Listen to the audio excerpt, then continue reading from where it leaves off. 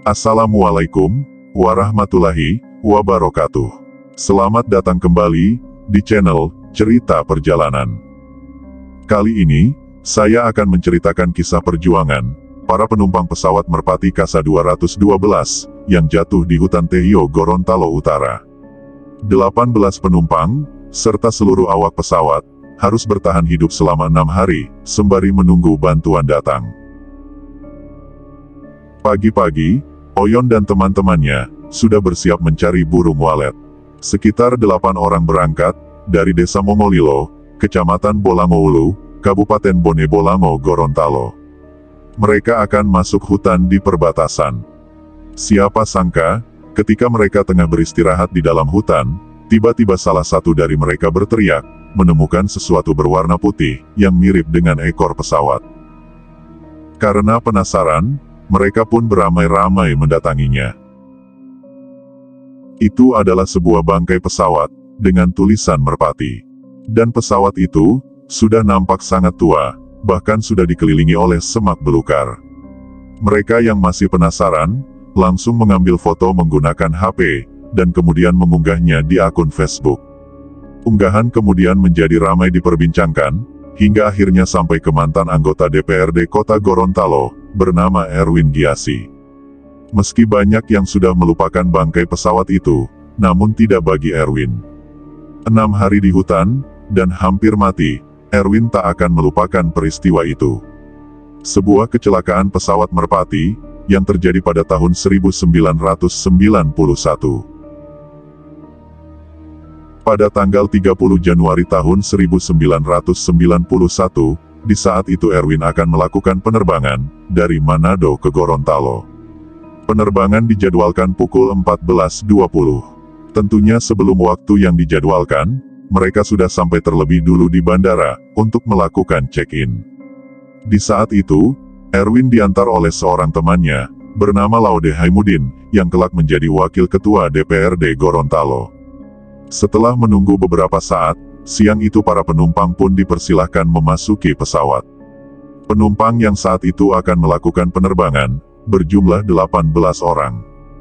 Dengan cuaca yang cerah di Manado, pilot memperkirakan penerbangan akan berlangsung selama 55 menit.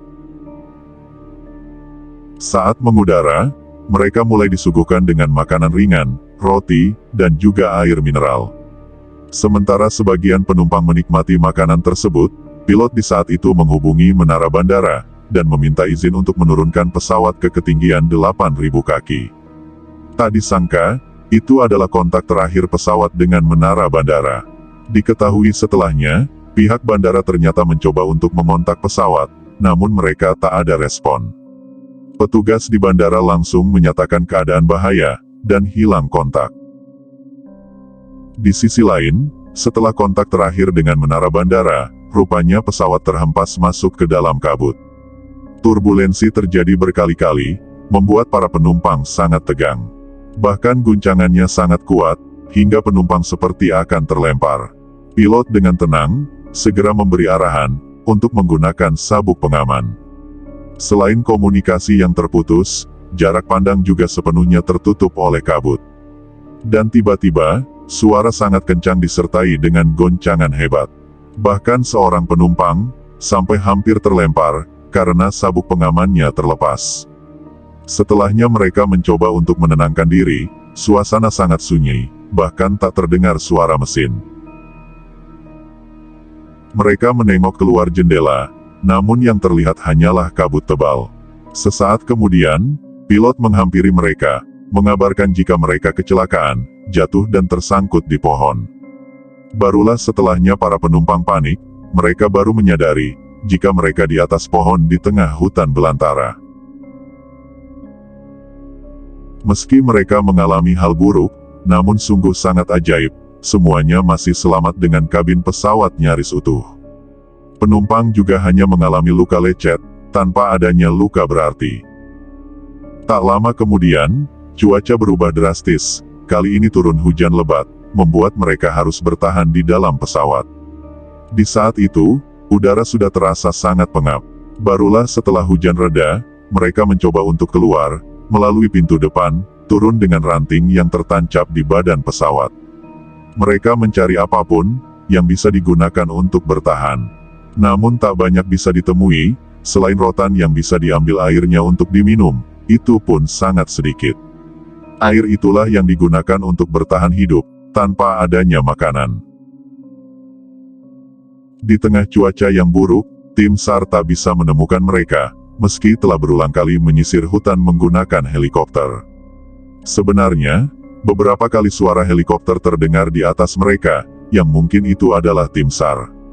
Namun lebatnya hutan, juga kabut menghalangi pandangan mereka. Segala upaya dilakukan, untuk mendapat pertolongan. Seorang dari mereka bernama Paul, yaitu Kepala Dinas PU Sulawesi Utara, ia membawa handi talki. Mereka juga berupaya berkomunikasi, dengan berbagai macam frekuensi, namun upaya itu selalu gagal.